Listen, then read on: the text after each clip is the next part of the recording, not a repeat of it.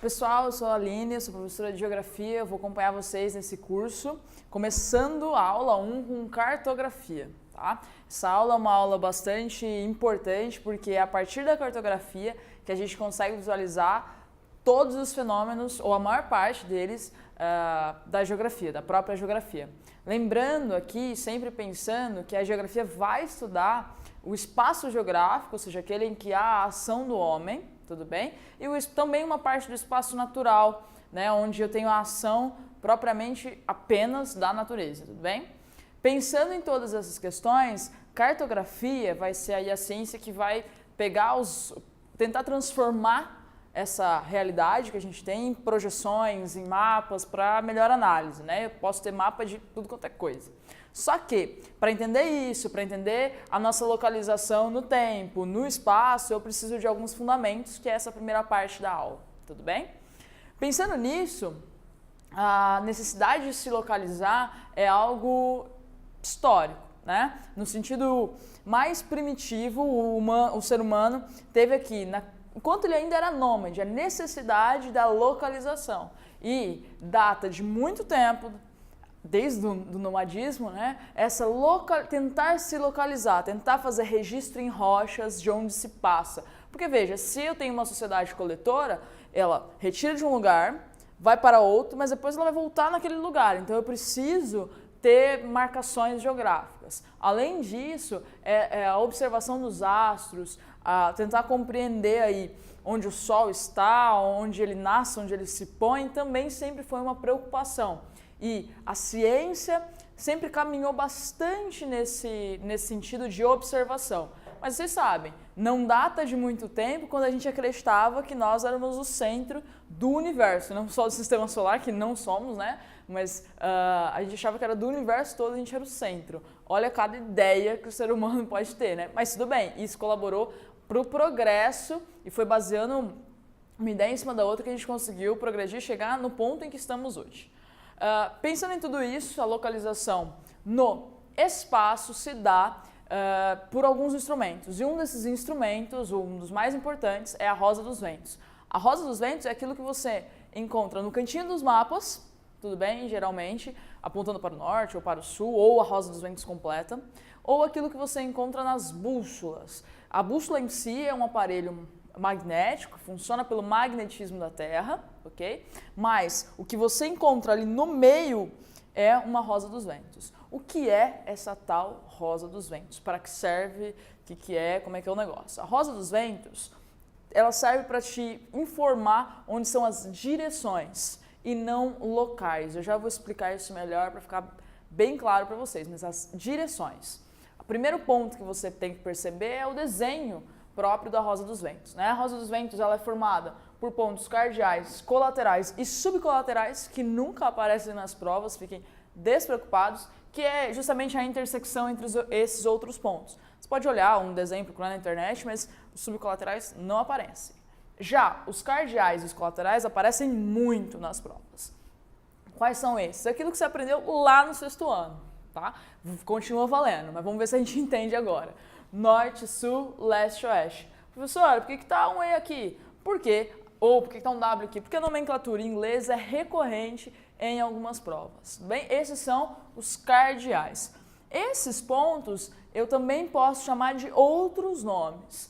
Mais ao norte, quando eu estou indo na direção norte, eu posso falar em boreal, eu posso falar também em ponto setentrional, e quando eu estou indo ao sul, eu posso falar em austral ou meridional. Quando eu estou indo a leste, aqui depois eu posso dizer que eu estou indo a oriente, não quer dizer que eu estou indo para o oriente, eu estou indo na direção oriente, ou eu estou indo na direção ocidente, tudo bem? Então, direções. O intervalo, a intersecção entre esses pontos cardeais são os pontos colaterais. Entre o norte e o leste, nordeste. Entre o norte e o oeste, o noroeste. Entre o sul e o leste, o sudeste. Entre o sul e o oeste, o sudoeste. Tudo bem? Essa é a configuração da rosa dos ventos. Mas como usar, como isso aparece em prova? É comum o tipo de exercício, sobretudo no Enem, em que eu tenho uma figura ou uma historinha falando o seguinte: o Sol nasce em tal lugar. E aí dá a direção ou manda você seguir algumas direções para chegar em um determinado lugar, como é que faz isso, como é que não faz. Esse aqui é um exemplo de questão, né? Tinha lá o Cristo Redentor, só que o Cristo Redentor está virado de costas, tudo bem? Pra gente aqui no desenho. Ele tá de braços abertos, que não, né, só fica assim mesmo. E o exercício fala que ele nasce na frente do Cristo Redentor, então o Sol está nascendo lá, beleza? E ele se põe nas costas. E aí pergunta o braço direito do Cristo Redentor que direção que é. Você fala, meu Deus, como assim? Muito simples. A gente tem que lembrar que no movimento aparente do Sol, a gente vai ter uma variação aí do movimento do Sol. Mas, em geral, o que eu tenho para localização é que o Sol nasce em leste. Portanto, se, nesse caso aqui, o Sol está nascendo na frente do Cristo Redentor, tudo bem? O que eu tenho? Leste, eu vou colocar aqui, ó, leste. O oposto é o oeste, portanto, aqui na frente é leste, aqui é oeste. Tudo bem? Se eu desenhasse uma rosa dos ventos aqui, se eu pegasse uma caneta mágica que apareceu aqui, desenhasse assim, ó, leste, oeste. Fizesse uma espécie de uma rosa dos ventos aqui, ó, leste, oeste. O que eu tenho no intervalo entre leste e oeste para frente? Norte, sul. Portanto, o braço direito do Cristo Redentor está na direção sul. Ok? Esse é o tipo de exercício que costuma cair. Outro tipo de exercício. Quando eu tenho assim, ó, São Paulo, Rio Preto. Percebe que não é uma localização restante ao resto do país. Rio Preto, com relação a São Paulo, tá onde? Pode perguntar. É simples, ó. Aqui no cantinho do mapa eu tenho apontado para o norte. O que eu vou fazer? Eu posso desenhar uma rosa dos ventos em cima do meu ponto central. Ok? Então, eu desenho uma rosa dos ventos em cima de São Paulo aqui, ó. Norte eu já tenho localização, sul, leste, oeste. Que direção é essa? Noroeste. Então, Rio Preto está no noroeste paulista. Percebe? Ou ainda, com relação ao Brasil, São Paulo, ó, norte, sul, leste, oeste. São Paulo está onde? Ah, no sudeste. Porque eu coloquei em cima do ponto central. Percebe? Isso é direção. Muito importante entender que é direção. Tá? As provas geralmente vêm perguntando justamente nesse sentido. Eu tenho que entender também, tudo isso é localização no espaço. Eu tenho que compreender que a Terra faz alguns movimentos e esses movimentos indicam algumas coisas para a gente, algumas coisas importantes de localização no tempo. Fuso horário a gente vai ver já nessa aula ainda, mas localização no tempo depende dos movimentos da Terra. Pô, que movimentos são esses? A Terra faz vários movimentos, mas a gente estuda 2. Quais são? O movimento de rotação, que você está aí mentalmente pensando e falando, né? Rotação. Como que acontece esse movimento? A Terra, a gente tem que pensar, esse Terra, desenho muito bonito, meu. A Terra, ela está inclinada em 23 graus com relação ao eixo de rotação em torno do Sol. Calma que a gente já fala disso. Está inclinadinha e ela gira em torno do próprio eixo. Esse movimento é responsável pela diferença entre o dia e a noite. Ele demora mais ou menos 24 horas. Aí você fala, minha vida foi uma mentira, não demora 24 horas exatamente? Não. São 23 horas, 59 minutos, blá blá blá segundos. Esse intervalinho pequeno, mísero, a gente vai corrigindo com o tempo. A gente soma uns minutos, aí tipo assim, formou 1 segundo inteiro, 3 segundos inteiros, a gente formou uma coisa ali, a gente corrige o relógio, mas não é só relógio atômico, o seu de casa faz menor diferença, tudo bem? Então, olha só, mais ou menos 24 horas. Eu tenho a direção de rotação de oeste para leste, tudo bem? Solzinho aqui, ó, pam.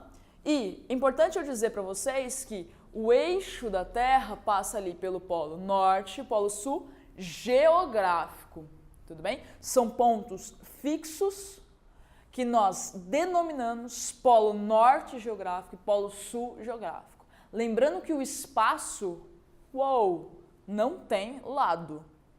Então, essa denominação é arbitrária. A Terra ela não está necessariamente desse sentido. Você pode pensar como é o espaço no sul em cima. Tudo bem?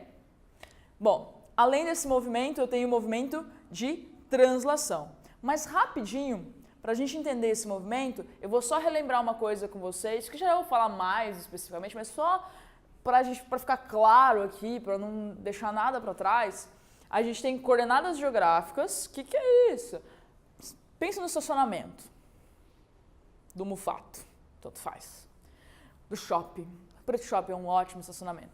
Eu nem sei se lá tem isso, mas deve ter. Deixa seu carro. Geralmente seu pai fala o quê? Ai, deixei perto da Renner. Ai, deixei perto do negócio do brinquedo lá. Ah, deixei. É isso que ele pensa. Mas se ele observasse que dentro do estacionamento tem coordenada geográfica, ele percebe que é bem mais fácil do que isso. Dentro do estacionamento a gente tem ali as colunas A, B, C, D e as linhas 1, 2, 3, 4. Eu posso colocar meu carro na terceira coluna, ou seja, na coluna C, e na quinta linha, na C5, lá está o meu carro. Eu posso anotar isso no celular, já que você pode achar difícil de lembrar disso. Lá tem isso é coordenada geográfica, intervalos regulares, com as linhas imaginárias, intervalos regulares. Eu uso isso não só para estacionamento, uma escala muito pequena, mas também para o mundo, tudo bem? Aí eu vou separar o seguinte, os paralelos, que são linhas imaginárias a partir de Equador em 0 graus, vão até 90 sul e 90 norte. E os meridianos. Os paralelos medem a latitude, os meridianos medem a longitude. Mas fica tranquilo, de boa, que já na aula, já nessa mesma aula, nesse mesmo capítulo, a gente fala sobre isso. Eu só quero que você saiba uma coisa, tá? Você presta atenção numa coisa. Isso aqui, ó, Equador, Trópico de Capricórnio e Trópico de Câncer, vai ser importante para isso aqui. Como assim? A Terra, ela gira em torno do Sol. Então a gente parou de acreditar que a gente era o centro do universo, geocêntrico, e começou a acreditar ou verificar, na verdade, que é heliocêntrico. Ou seja, o Sol, o formado basicamente de gás hélio, é o centro. O que a gente tem aqui? Quando o Sol, lembra que é inclinadinho a Terra? Ó, inclinadinho. Quando o Sol pega perpendicularmente, o quê? Matemática, tá? Em 90 graus. No Trópico de Capricórnio, que é esse que está aqui no hemisfério sul, que é esse que está aqui, ó, passa pelo Brasil, você não está vendo que é imaginário. Quando está pegando em 90 graus no Trópico de Capricórnio, aqui no hemisfério sul, eu tenho o início do verão, porque o Sol está pegando mais nessa porção da Terra. Você pode perceber que algumas regiões, como o Polo Norte, vão passar dias sem ver a luz do Sol por conta dessa inclinação da Terra. Okay? Outros, como o Polo Sul, vão ficar dias iluminados. Bom, começou lá o verão no hemisfério sul. No hemisfério norte ele está recebendo menos luz, então vai começar o inverno.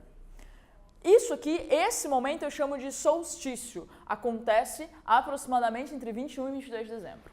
Beleza? Vou pular isso aqui, ó. Já eu passo esse ponto aqui, ó. Ela vai. Pega no Equador, já a gente fala disso. Vai. O Sol está perpendicularmente em 90 graus no Trópico de Câncer. O que acontece agora? O hemisfério norte está mais iluminado que o hemisfério sul. Então eu tenho o início do verão lá e o início do inverno aqui. Percebeu? Outro solstício no meio do ano. Junho.